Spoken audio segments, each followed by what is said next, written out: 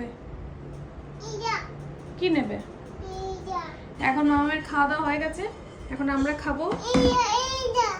ও মাম্মা, মিমি আসলে তুমি কি করবে? আদর? মিমিকে আদর করবে? ডিম খাওয়াবে? ওষুধও খাওয়াবে? সে কি ওষুধ খাবে কেন? মিমির কি শরীর খারাপ? তাহলে আর মিমিকে কি করবে? আদর? হামি দেবে? হ্যাঁ, ওষুধ দেবে। আর মেশোকে কি করবে? মেশোকে ওষুধ খাওয়াবে? হ্যাঁ, ডিম খাওয়াবে। আর গুরু গুরু নিয়ে যাবে না? কেন?